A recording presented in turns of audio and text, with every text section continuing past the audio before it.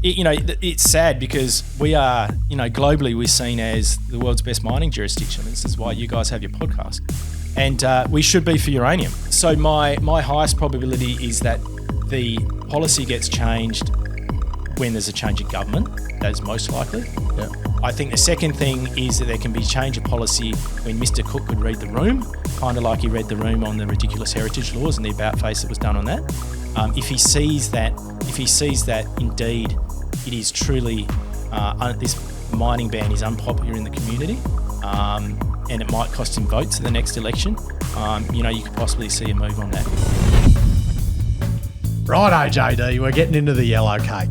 Sure are, mate. I like the bloody yellow cake. It's flying at the moment. So we've got a bit of a different chat in store today, don't we? We're going to focus specifically on uranium mining in WA and more broadly in Australia, as well as talking quite a bit about nuclear generation and what the laws are around nuclear power generation in Australia. We had Jono Fisher, CEO of Cauldron Energy, is becoming a bit of an activist, you'd say, against the WA government to try and get WA mining back going. It's a bloody ripping chat. It was very, very informative, and I reckon she'll go mad on Twitter, mate. So let's get into it. For the sponsors for today, our great friends, the RC drilling experts at K-Drill. Look, mate, K-Drill, they're not fucking scared of uranium.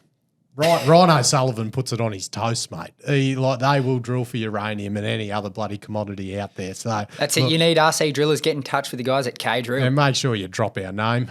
When you do get in touch with them, it'll help the relationship. So cheers, K-Drill, for all your support. So righto, let's get into our WA mining of uranium chat and nuclear power generation in Australia with Jono Fisher. Here we go. Jono Fisher, CEO of Cauldron Energy, mate, and part-time news article journalist, it appears too, mate. Cobber, you're christening, you've popped the cherry of The Office. You're the first in-person interview.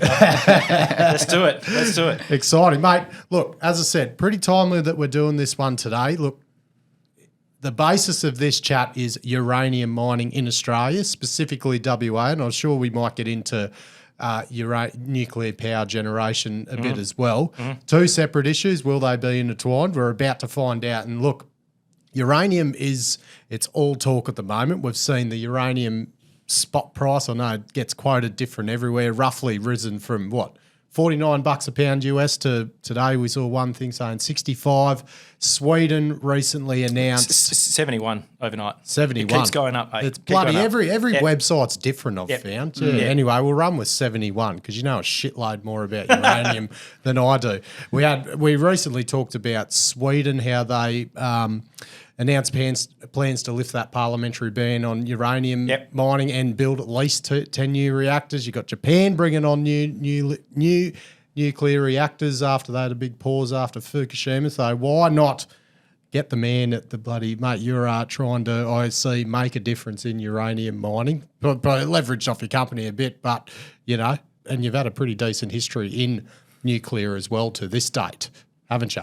Yeah, look, thanks. I do have a bit of a background from days gone by in the UK, and it's something that nuclear is a technology that is the best place to provide baseload power on a zero carbon megawatt hours basis, and it's something that has a track record in Australia, which is a bit patchy, and there's a lot of people in Australia that. All these anti-nuclear people, they go, but no one wants it. No one wants it. And I accept that was something that was probably right in the 1980s and, Rainbow Warrior and Chernobyl and stuff like that was sort of the go. But today we've got a new generation of Australians and we have a concern about net zero. And people, you know what? People just want to get to net zero and they are passionate about it. And actually the view on nuclear has moved from the 1980s, yet it's something that the anti-nuclear campaigners can't accept. They just keep saying, no one wants it. You're like, well, look at the polling. There are multiple polls out there, including very left-leaning woke polls from the ABC, who are highly supportive of removing the nuclear ban federally and the uranium mining ban in WA. Jono, how much has that momentum changed in the last year alone? Can you really feel it changing under our feet? We've got one of the largest deposits in WA, and we could drill it more, but actually people were saying, look, because of the current uranium mining ban, don't bother spending money on the ground in WA because, there's better places to spend your money. Right now, I am absolutely being inundated to say drill in WA, increase your resource, even though it's massive, because investors are going to like that. And that's driven by nuclear renaissance overseas. That is hugely the topic of the day, and we talked about spot price. Spot price has gone. Spot price continues to run, and every day it's up a couple more bucks. It will continue to do so, by the way. My hashtag higher for longer. And you're seeing that now flow through into the Aussie mainstream, and yes, it helps that Mr. Dutton and the Liberals look like they're taking nuclear policy to the next election, but I would be at pains to say that's a great thing for Australia to consider for its future generation needs. It is related but separate to the uranium mining ban in WA, and we can actually prosecute and get rid of this uranium mining ban in WA quickly and without necessarily the need for Australian reactors. Is that price rise going to be a bit of a hindrance if it rises too much? Because then they're like, oh, it's not as cheap as everyone's claiming. No, and this is the beauty about uranium, right? The costs of uranium to the operating cost of a nuclear reactor are 15th, right? So It's not like coal. So the demand curve from the utilities is highly inelastic. They don't really care, honestly, how much they pay for it. Yet if they don't get it and they have to shut a reactor down, that's very bad. Yeah, Right? So they are absolutely incentivised to get uranium, and uranium is traded either on term basis or in the spot market. And what we've seen recently is a lot of worry from people that are reliant on spot that they won't be able to get it. And so you've had, two big events recently is that BHP out of Olympic Dam have traditionally sold into spot. They haven't termed it. They've just swapped that out. So they are now going to term, which means there's millions of pounds coming out of spot. The second thing is literally overnight, it's sort of been made known, and there's a report from RBC on it, that Russia is now short uranium. Russia is looking around the spot market for pounds. That should spook every uranium short out there, because Russia's assumed, with its sort of nuclear history, Russia's assumed to be self-sufficient on uranium. They're looking for spot. And the other thing is you've had obviously the invasion of Ukraine, and there's this bifurcation in the market, east versus west. You've had the African revolution in Niger, and you've had the Sprott Uranium Trust. Sprott is a physical holder of uranium, and until literally like last week, it's traded at below net asset value. What has happened now is it's now trading above net asset value. It means it issues more units and physically buys uranium and holds it, which means it takes it out of the spot market. And what does that do? Drives price. Yeah. So, mate, higher for longer, absolutely. Jono, you've given us so much to work off there. I want to start with what the sort of state of play is with mining uranium in Australia, and then sort of state by state. Yeah. So why don't you break it down first? So mining in Australia is governed, it's a state issue. The export of the uranium is a federal issue, right? So there is a federal aspect to play, but it's generally state-based. Queensland and WA are basically no. The Territory and South Australia are open. With respect to WA, Mr. McGowan, in all his wisdom in 2017, introduced a ban, and that is along party lines, obviously. He grandfathered in 4 projects into the regime, so those projects are already approved. He wouldn't stop. We were basically the 5th, so we just missed out. So you can imagine that we are very highly motivated to get that policy change. What was it before that? Was it was there a limit on the amount of uranium mined before he put that total ban in? No. So the Liberal government had opened up uranium exploration and mining, although there hasn't been commercial scale uranium mining in WA. But previous Labor governments had banned it. So it has traded, kind of along party lines. And it will do so again as soon as that government changes, policy changes. And the other states? Well, South Australia has a long history of successful mining of uranium, through BHP and Olympic Dam especially. And Boss Energy over there, Duncan Craib is running Boss at the Honeymoon project. They're restarting that. That is fantastic for the country. I think we're looking, was it $1.3 billion market cap? So 1.6 this morning. Uranium's an interesting, because of what we find in a regulatory regime in Australia, we don't consider ourselves competitors to Duncan. Actually, we want him and Boss to do well, because that helps the entire industry, because it shows that you can mine it safely.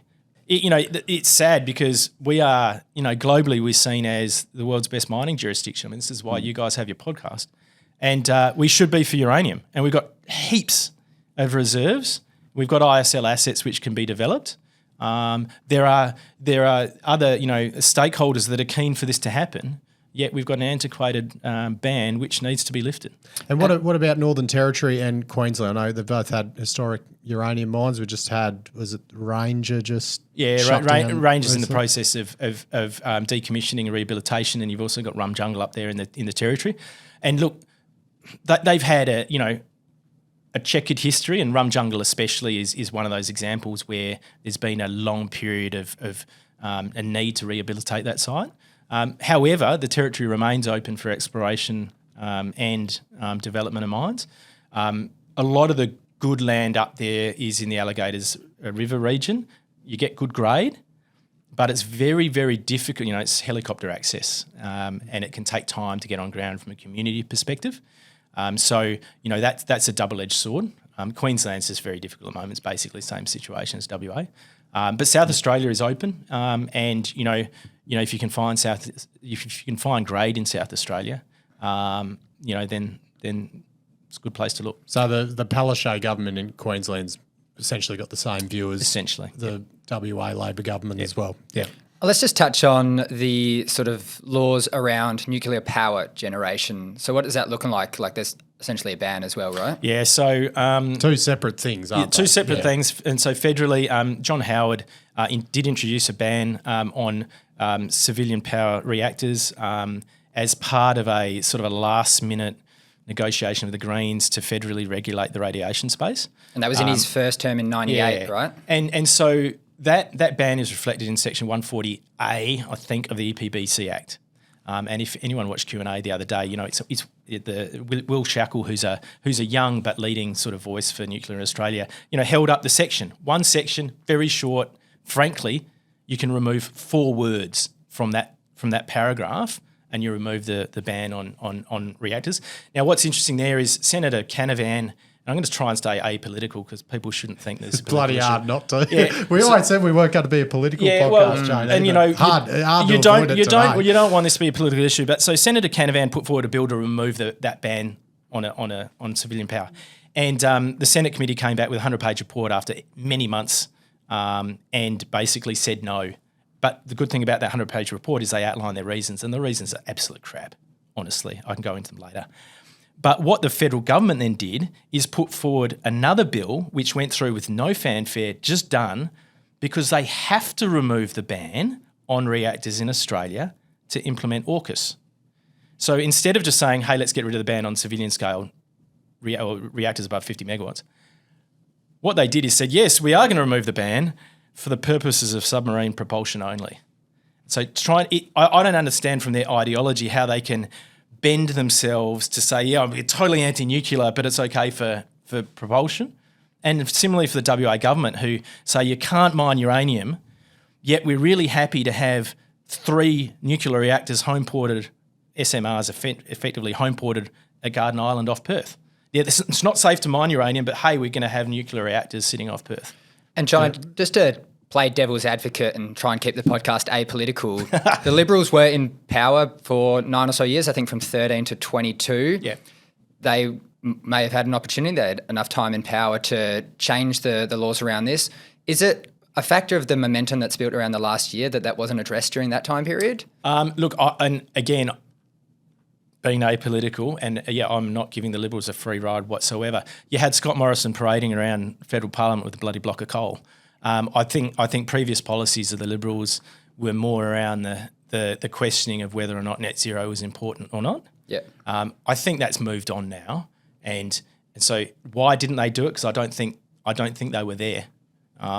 Similarly, though, the nuclear renaissance globally has been a relatively recent phenomenon. It's been bubbling along, but it's really, really picked up in the last couple of years. And you've seen the amount of new reactors being built, reactor restarts, and also life extensions of existing reactors, just absolutely snowballing. So Liberals have now, I think I've seen quotes that Liberals have become, and I think you said Liberals have come pro-nuclear.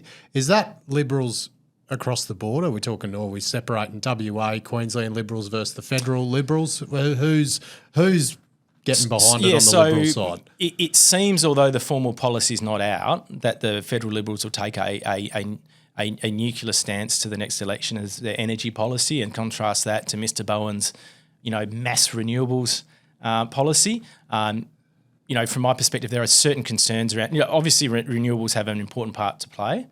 You have issues with grid stability when renewables get about 40% on your grid, which is where we're at the moment. So the solution that the Liberals are saying is we'll put nuclear in for the rest. But it's that formal policy is not out there, so let's watch that space. The WA Liberals are openly pro-uranium mining, yet they will say, well, we need to take into account the needs of our SWIS, so the South West Interconnected System, and that is not part of the national electricity market. So we're separate to the East Coast. And, one of the things about the SWIS is it's a very small system with only a few gigawatts of demand. And so, a standard big footprint nuclear plant that generates 3.6 gigawatts of power will not suit the SWIS. It's too big. Yeah. So the WA Liberals policy is to say, let's look at those smaller reactors, SMRs, because they might fit, but big nuclear does not, because it's just it's way bigger than the SWIS can handle. Right. So JD, how about we go through? We've read the news articles, all the arguments from the Labor side about why nuclear won't work in Australia. Exactly. You touched on what Mr. Bowen said, and I reckon the best way to do this is just to go through some of the common arguments against why nuclear won't work and just get your take on them. Yep. So go ahead. To start with, one of the questions was raised regarding a untrained workforce in relation to lack of IP really around handling it. And so the nuclear naysayers will say Australia doesn't have a nuclear industry, right? Well, actually, Australia's got a very highly regarded nuclear industry. It's small, but it's extremely well regulated. We have a national body, which is our PANZA. We have a National Research Institute, which is ANSTO, and we actually have a national body which is in charge of our anti-proliferation, which is ASNO. And all those bodies rank extremely highly in international regarding how we do stuff. The second thing is we have a radiation industry at the moment to support our oil and gas and mining industries. So, there's a lot of industries that do have background radiation associated with mineral sands, for example. Oil and gas has a lot of, naturally occurring radioactive material. And so you have these facilities that have radiation safety cases. We do have all that stuff, but it does need to be built. But what I'd say to that is, that's not a reason to keep a ban in place. That's an opportunity for future skilled resources. And at a time when people are worried about cost of living in their jobs, why not encourage an industry which will build highly paid jobs and will be diversified away from all the other industries out there, sort of provide stability. And another one, there isn't the infrastructure. Yeah, so I guess the infrastructure is twofold. I think that's talking about the power infrastructure. So transmission lines, right? And this is not a simple debate, and there's a whole lot of stuff on Twitter with a few guys going back and forth on this point. So one of the issues around renewables, for example, you put a solar farm in the middle of nowhere, it needs a big transmission line to go to it, and that's expensive. Whereas having large-scale point-to-point transmission like coal stations, well, you could put a nuclear plant next to a coal station and piggyback off that existing transmission infrastructure. So there's some questions around there and how much you need to build out. The bigger the footprint of the new generator, the more you might need to reinforce existing transmission lines. The second thing on infrastructure, though, is nuclear-specific infrastructure around nuclear value chains and transportation of nuclear materials, is something that needs to be worked out. But it's something that, for example, the UK does all the time, the US does all the time. And what does Australia do when we don't know the answer or we don't have an existing ready-to-go set of regulations? Well, we have history, we just borrow it from the UK. Yep. And we implement that, we see what works overseas, and we bring best of practice to Australia. And I think when you're talking about infrastructure, that was I watched that YouTube video that Aidan Morrison about the CSIRO report and saying they neglected they included all the big capital costs for transmission lines and everything, the infrastructure, the bulk infrastructure for the renewable side, and just put them in as sunk costs. Yeah, the way that Gen Cost is done, and I don't know if it's by design or not. I'm not suggesting that someone in Chris Bowen's team asked them to do this, but they've taken 2030 as the date that they're going to assess costs. So not 2040, not 2023, 2030. And then they assume that there are these tens of billions of dollars of expenditure that is required to firm up renewables. So that's it's transmission and also batteries or firming infrastructure like pump hydro like Snowy 2, and also the equivalent of Snowy 2 down in Tasmania. Tens and tens of billions of dollars. And they assume, that's going to be done before 2030, so we don't have to include that in the price when we're doing a comparison to nuclear. What they also do in that Gen Cost, and it's frankly obscene, is they assume a nuclear plant will last the same time frame as a wind turbine. So actually, wind turbines have a history of not lasting their 30 years, and nuclear plants are built to very high standards, tend to last 70, 80, and 100 years. So the new designs are doing a lifespan of up to 100 years. Well, I think the nuclear plants, what are these, at Sigma 6 or whatever, the margin for error, I would assume it'd be like an aircraft for a nuclear plant. Yeah. It should be pretty well bloody designed. It is well, and so as you ratchet back the assumptions on lifespan for a nuclear, obviously it looks less attractive. The second thing they do is they put capacity factors on nuclear down at 60%, 66%. Now, a nuclear plant's capacity factor, the beauty about nuclear, if it's on, it's on. You can have a capacity factor way higher, and then they run capacity factors on wind and solar way higher than what you'd find in baseline. So there are ways where, and this is what the data scientists like Aidan Morrison and others are doing, is interrogating those models and saying, hang on, let's make sure it's fair from an assumptions perspective, and also let's make sure that you're capturing the whole of the cost to provide a system-wide cost. And that is actually not what Gen Cost does. Yet, Mr. Bowen, and this is, again, it's not something that's unique to Labor. Politicians take part of something that will support their story and run with it. And frankly, if we tried to do that in the commercial sector, we'd get done for misleading and deceptive conduct, under the Trade Practices Act. But politicians are free to do that. And so you've seen a lot of criticism and discussion about the validity of the way that they're trying to use Gen Cost. Jono, what do you make of the timing argument that these things take, a new reactor takes 10 to 15 years and it's just too slow? Yeah, so it's fair point, number one, you've got to consider that. There are the saying is that the best time to invest in or start the nuclear process was 10 to 15 years ago. The second best time is today. You look at the Middle East where Saudi Arabia is putting in reactors. Yeah, right? The UAE did a phenomenal job in about 10 years. Yeah, less. Yep. And actually, well, they've got lots of solar and they've got lots of oil and gas as well. So I think the regime does take a while to get in place, but it doesn't mean you should keep a ban in place. It also doesn't mean that renewables don't have their part. Absolutely, they do. I think what we need to do is take an apolitical view on this. Say we need to hit net zero, as that is the outcome we're looking for. And why would we artificially stop even allowing anyone to consider a particular technology which is viewed globally as absolutely imperative? The United Nations says you will not hit net zero without nuclear. Yet our wonderful energy minister, Mr. Bowen, has a view completely opposite. And I may have just published an article that sort of expands into that. I'm sure his 10 years at Fairfield City Council put him in good stead for that. No, this one is an interesting one, more so because I think it's completely wrong, but you'll be able to tell me. Nuclear is inflexible, so people discounting nuclear's ability to load follow around daily fluctuations in comparison to renewables. Yeah. So that just seems actually, a complete 180. Yes. So I would say that it's outdated. We'll get into that.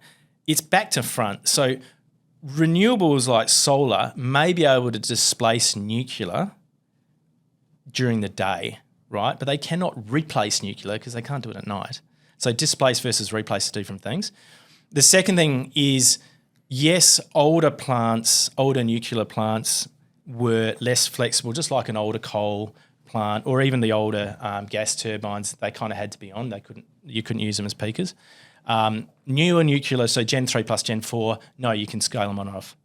So that is something where the anti-nuclear brigade is taking information which is outdated, and also slightly backwards with respect to requiring flexibility in the grid. It is the renewables that drive the need for flexibility, not the other way around. Oh, and the only way to do it with renewables is having some serious levels of baseload battery storage to create that stability.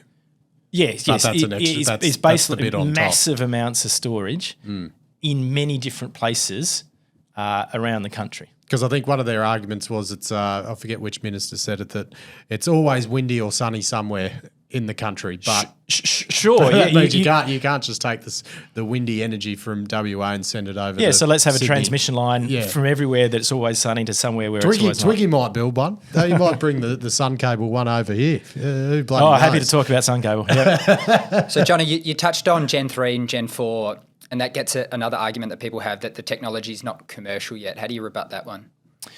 So you've got Gen 3 plus reactors in operation today. They're EPRs by Areva in France.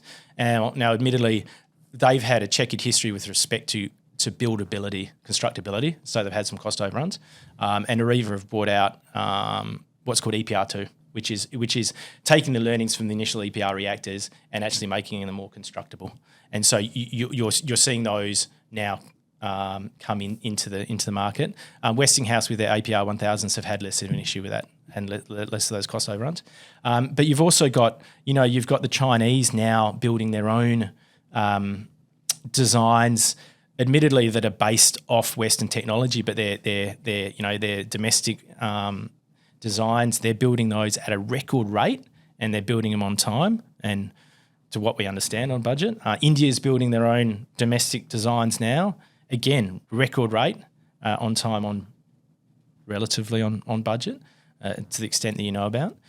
So I think the whole the history of anti-nuclearism is driven by older technology, 1960s technology. You look back at Chernobyl. That's the same as saying, do you still drive a 1960s car? You don't. Are the safety features in your 2023 Tesla the same as a 1960s car? No, they're not. The second last one I want to touch on, and I know this is one close to your heart, and I think it's super, super important to speak about it because it really speaks to the ideological view that a lot of the older generation have with regards to nuclear, and that's waste management. How do you rebut that? Yeah, and nuclear waste has been a favourite of Hollywood. It's the weapon of choice for the cartoonish villains. And it is The Simpsons. And you know what? The Simpsons is quoted in that Senate report that was just done to deny the removal of the ban as one of the main sources that Australians refer to for their views on nuclear. Is the frickin' Simpsons. Right? That is ridiculous. The Simpsons, the nuclear industry, is what Borat did to Kazakhstan. It's a terrible, terrible thing. And you'd hope that the Australians are now getting a little bit smarter than that. But certainly, the Simpsons have done the nuclear industry no favours. JD, I've got a bit of a background in rad waste, and I got approved and built Australia's first commercially operated radioactive waste repository. In fact, the Southern Hemisphere's first commercially operated radioactive waste repository. It's here in WA. And we got that built at a time when uranium mining in WA was banned. Yet we've built a facility. It is world-class, above world-class. It is the best in the world at what it does. And it demonstrates that we handle rad waste in this country every day. There's rad waste that moves not only from medical isotopes, but also from the oil and gas industry and the mining industries. And it's done under the current dangerous goods regime. It moves across Australia. There's very, very rarely an issue. I think earlier in the year, someone from one of the mining companies may have lost a capsule, which is a disused sealed radioactive source. That made a company we'll talk about later on again. That made worldwide news, but they found it. No big deal. The amount of waste created from nuclear is very small in comparison, funnily enough, to renewables, which actually, when you take in account of the life cycle of renewables, including mining and then the operational life of the assets, actually renewables creates a lot more waste. And it's waste that over time will become benign. So the difference to other mining wastes that are chemically hazardous. Chemically hazardous wastes generally are hazardous forever, whereas rad waste over time will decay. And, it is something that just the community can get its head around. And it's the Dutch have made an art gallery out of their radioactive waste repository. You can literally go and look at modern art while standing next to nuclear waste. And it's that transparency. The community gets quite comfortable with it. There's as much as Hollywood would like you to believe, there have not been instances where there have been issues with the handling of rad and nuclear waste. And there are great videos on YouTube. I don't know if you've seen them about the safety that is designed into nuclear waste. They drive over them with bloody trains. They smash into things, and then the nuclear waste containers are fine. So I would say it's an issue which everyone can get very comfortable with. And, man, I would prefer to live next to a nuclear facility than next to a coal plant, from what comes out of that stack. Mm. Agreed. The last issue I want to talk about is kind of the elephant in the room, and that's that these things are too expensive. And I want to frame the question in a particular way. Why do you think do you think the government should stand in the way if private risk capital wants to undergo these projects to build new reactors and those sorts of things? Do you think that's right? So no, I don't. And you may have read my latest article, which is gets onto Chris Bowen's wording, which is it's a distraction. And what I've been pushing is, look, we're not saying that you have to build them. Remove the ban and let the market decide. Now, there is a whole lot of work, again, being done by GenCos and CSIRO, which suggests Mr. Bowen uses to say, oh, well, it's too expensive, so we won't remove the ban. That seems backward to me. And I've just sort of been talking about some of those assumptions that are used to suggest that nuclear is not competitive. I don't think they're clear-cut. Let's say that. There's a lot of discussion about that. The second point to note is if it wasn't competitive, you wouldn't have all these hundreds of reactors being built and scheduled to be built around the world. So the nuclear renaissance is happening, and it is happening globally for a reason.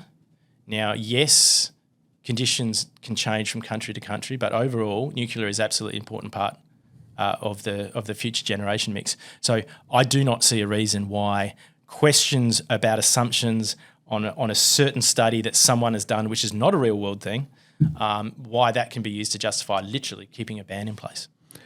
Okay, but we're talking about renewables versus nuclear? Like why is it solar and wind versus nuclear at the moment? And in the context of if they're going to go for all these renewables, what is their baseload power going to be in their idea at the moment if it is not nuclear? So massive storage through massive. So the view there is you have 80+% renewables plus huge amounts of storage, and that storage be pumped hydro, as in Snowy 2.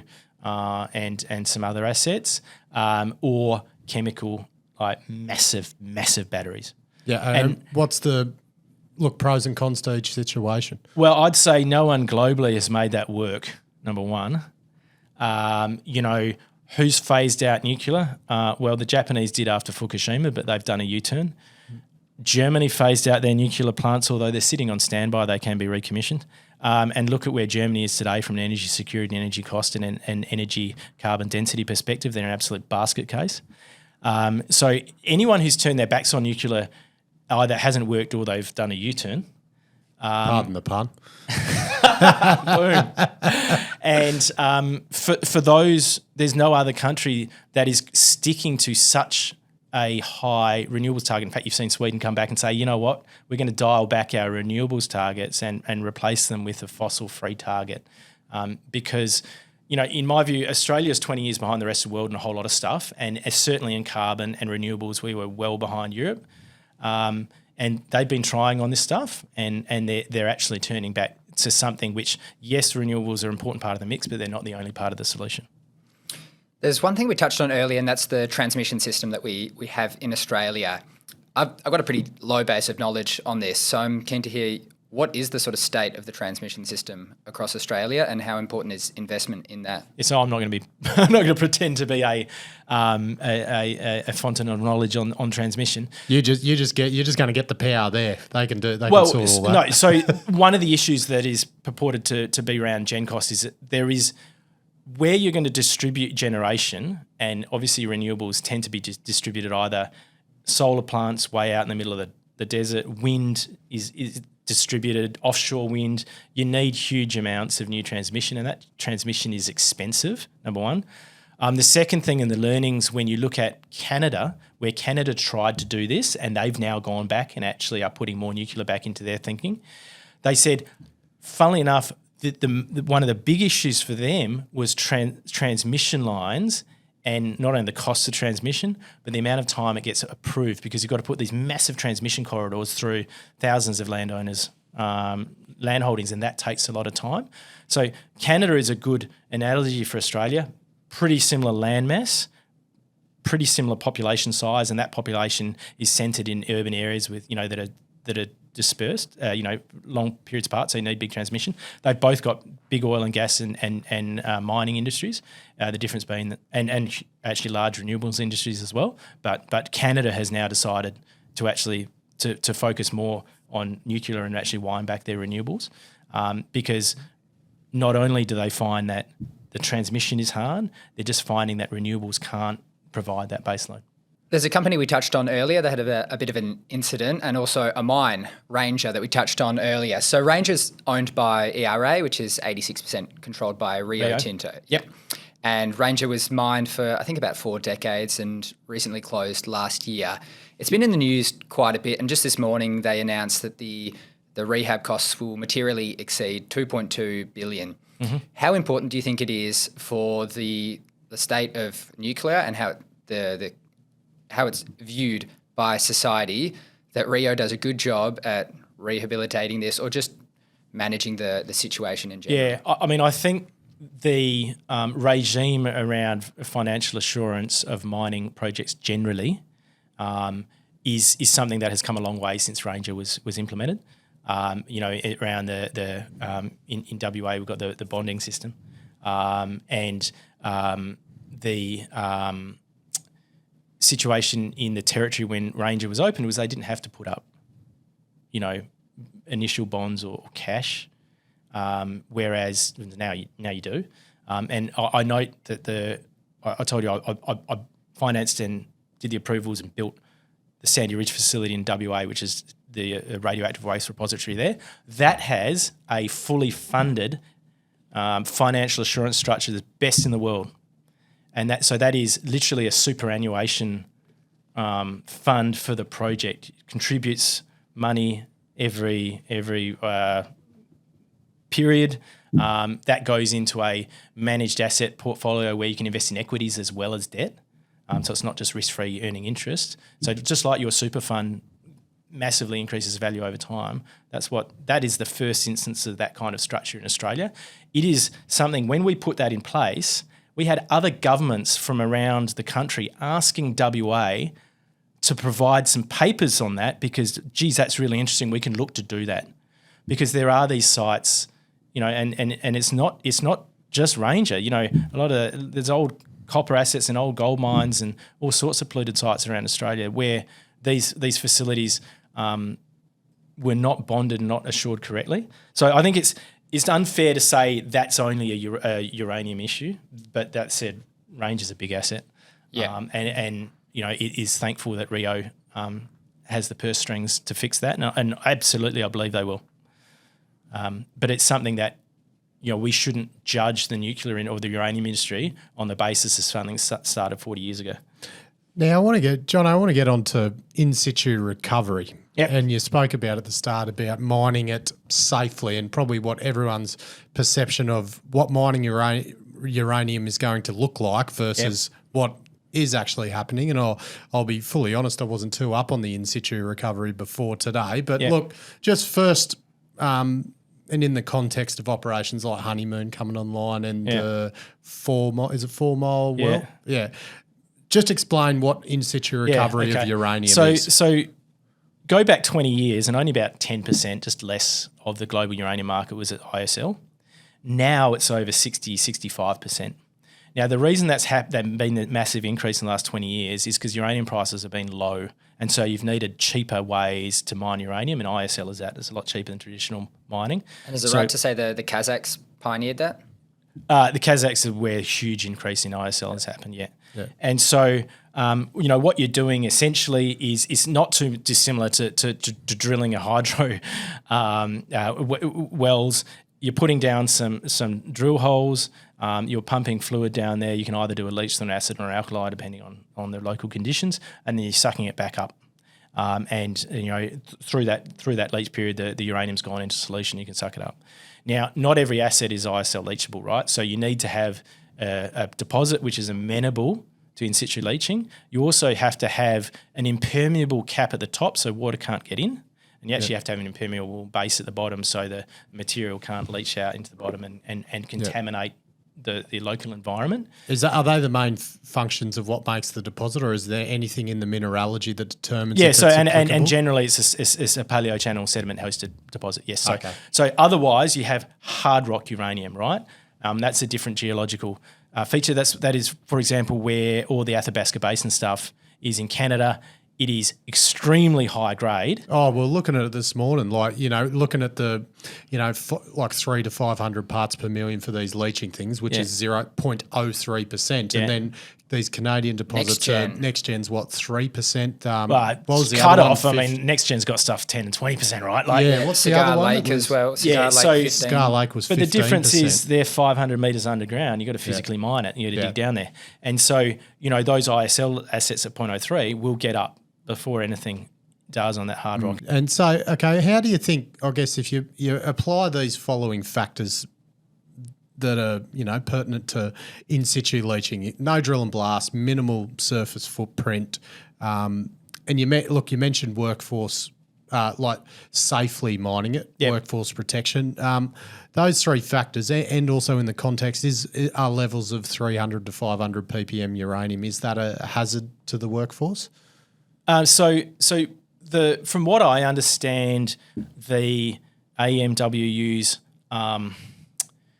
issues with uranium mining is they call it the next asbestos, right? So, in my view, if you're actually avoiding anything which physically moves dirt and creates dust, I think you can't inhale the pregnant uranium liquor. I think you're absolutely. I think it'd be advisable not to. Yeah. But you're absolutely removing one of the risk factors that they're concerned about. The second thing is, yes, once you mine the uranium, the pregnant liquor, you create yellow cake, which will then get converted and then enriched to be a fuel source. We won't do conversion and we won't do enrichment in this country. I wouldn't expect, at least not for a while. But we will produce yellow cake. There's obviously radiation safety cases that need to be adhered to. But as there are, hazardous safety cases for all sorts of shit that we use in the mining industry at the moment, like, we use powdered arsenic, we use cyanide, and from a worker safety perspective, you don't see any immaterial difference. Because this method looks like everything is fully contained within this system. It's not like it's flowing in front of your face. No, that's right. But there is an end product, obviously, which needs to be bagged and shipped, and you need to be mindful of that. But it's not something that this country can't do. I think it's just ridiculous to assume that we can't safely handle these kind of materials, because we do it all the time. So do you think, if you're going to talk about in-situ leaching specifically, do you think those factors are going to have any influence on seeing a policy change for mining of uranium in WA and say Queensland? Good. Let's get on to the policy. I guess one thing would be you could see a partial removal of ban to say ISL only. I don't. Is that what's your bloody probability on that? So my highest probability is that the policy gets changed when there's a change of government. That is most likely. Yeah. I think the second thing is that there can be change of policy when Mr. Cook could read the room, kind of like he read the room on the ridiculous heritage laws and the about face that was done on that. If he sees that indeed it is truly this mining ban is unpopular in the community, and it might cost him votes in the next election, you could possibly see a move on that. And you guys are aware we did release some polling as part of I sit on the Uranium Forum as part of the Minerals Council. We released some polling, and it shows you shouldn't be surprised. WA is a mining state, and this uranium mining ban is incredibly unpopular. So we are absolutely ratcheting up, the dialogue to just get people aware that there is a possibility to change this ban, and this ban is costing the WA state a lot of money, and it's costing WA people a lot of jobs, and it's something that we can. The beauty of it is we can reverse that ban very quickly. It doesn't require legislation. It's a policy ban. It requires the signature of the mining minister. How long are we sort of talking? Well, so it's a policy ban which literally can be done with the mining minister's signature. So doesn't require new legislation, doesn't require control of the upper house or anything else like that. So that could be implemented quickly once the decision is made to do so. And also that means that once there is a change of government, we all know the next election is March 25, that can be done quickly if the new government is a Liberal government. And do you see it being a big enough issue for potential parties to run on this ban on uranium mining? Yeah, so it's interesting because obviously federally the Liberal Party is running on an energy policy which includes nuclear, but they're two separate but related issues. I do think uranium mining in WA can be an election issue because this policy or reversal of the policy ban would create thousands of new jobs, literally thousands of them, and they're not jobs that will be taken away from any other mine. New jobs that are highly paid, that come with R&D opportunities, that are multiplier factor for the community, and also actually additional money in terms of royalties into the WA government purse. There are very few policies that I can think of that create that many new highly paying jobs very quickly. So I think absolutely as the state and the electorate worries about their mortgages and cost of living and surety about paying their bills, they would support a policy which will deliver. There's no question about it. Delivers thousands of new jobs. What does Australia look like? Let's say 30 years down the road, and say nuclear gets up and it's all flying. What does a fully vertically integrated uranium society in Australia look like? We're talking mining reactors, but you say, look, it's got to be enriched and everything like. Is there a possibility that could all stay within Australia or not? So there is. I think it would be unlikely we would undertake conversion and enrichment activities in Australia. Just because of the cost, like same as iron ore and smelting. Yeah, there are very few facilities globally that do that, and actually right now there is an excess in capacity. So I think that's probably unlikely, although who knows down the track. But you'll see where we have a world-leading uranium mining industry, which we should. We could have a civilian nuclear reactor industry providing baseload generation, R&D sitting off the back of that, and increased and exporting of nuclear medicine, and we would have military in terms of the subs and a military industry to support that and all the maintenance and everything that goes with it. I don't think you'll ever see, and nor should we equate that with Australia getting nuclear weapons. I mean, anyone who tries to suggest that is just alarmist. There's no suggestion that we would go down that path.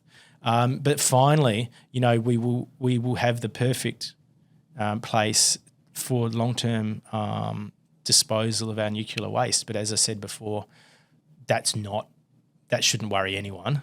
We can have most of those parts of the nuclear value chain. It's just conversion and enrichment. Yeah, it's probably not something that makes sense to have onshore. I suppose now that you've framed it that way, I guess it probably does highlight how separate uranium mining is from nuclear power generation in Australia, considering the fact that we're mining, exporting, and then re-importing the enriched uranium for the power generation. Yeah. And it's something that Australia is an exporter of uranium right now. Through Olympic Dam and soon through Honeymoon. We're just not where we should be. We have the world's largest resources of uranium global anywhere. We are number one. We should be a number one producer. Yeah, Olympic Dam's probably a big contributor to that because it's so fucking big. I think that's it. I think I looked at it's about 0.04%, I think. Yeah, but we've got huge untapped resources and reserves and resources of uranium that we're just not there. I mean, Kazakhstan is clearly number one, but our resources are far bigger. And we're underexplored. Like there's been bugger all uranium exploration in this country for the last 20 years. And it's something that, there's a lot of potential there to increase further. And with hope potential policy changes, and it's going to have to change one day, even though they are separate issues, the mining and the power. But is it that going to be? It's all going to connect by a supply and demand thing eventually. If there is the adoption, like if Australia wants nuclear power generation, there's going to have to be more uranium mined throughout the world, and Australia's going to have to contribute. Well, I think Australia's contribution to the overall uranium demand curve probably won't be that significant. But what would it be like if a lot of things got up in Australia? We might build 10 reactors, 20 gigawatts. Oh no, but from the mining, yeah, like so the yellow cake we supply. Yeah, so there's no so Kazakhstan supplies 40% of the world's uranium at the moment. Yeah. Now we have way more resources than Kazakhstan. We're also probably more Western leaning, and when you talk about bifurcation of the market and security of supply, I'm sure the Americans would prefer to buy Australian uranium they would Kaz. Kazakhstan though is ideally located between China and the EU, two of the largest markets, so they've got some advantages there. But there's no reason why we can't be the world's largest producer of uranium. Or at least one of the largest, and we're not at the moment. And it's something that, if reactors were to get up in Australia, it would be a very strange situation where reactors were in Australia and we couldn't mine uranium. But it can happen the other way.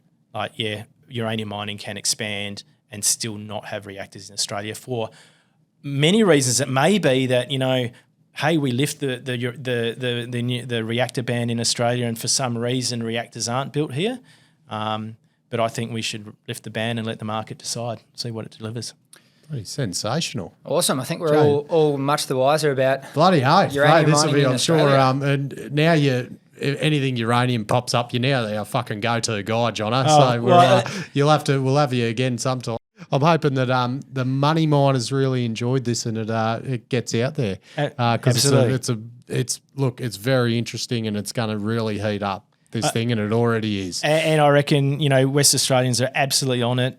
We love mining over here, and let's be a world leader in uranium. Well, I suppose we probably digressed a bit onto power generation, but as we said, the focus is seeing if this WA mining of uranium ban will be lifted one day. And to play on words, there's a lot of money in a uranium mine, especially at the moment. So let's get it going. Cheers, right. Cheers. We better thank the sponsors, JD. K-Drill, Anytime Exploration Services. JP Search, recruiting for not uranium jobs, but look, they could diversify if possible. They could. Terra Capital. Love Terra, love uranium. They do. Terra are big uranium fans. And SMEC Power and Technology, the electrical gurus in the mining industry. Beautiful. Thanks guys. Support. Cheers, money miners. The information contained in this episode of Money of Mine is of general nature only and does not take into account the objectives, financial situation, or needs of any particular person. Before making any investment decision, you should consult with your financial advisor and consider how appropriate the advice is to your objectives, financial situation, and needs.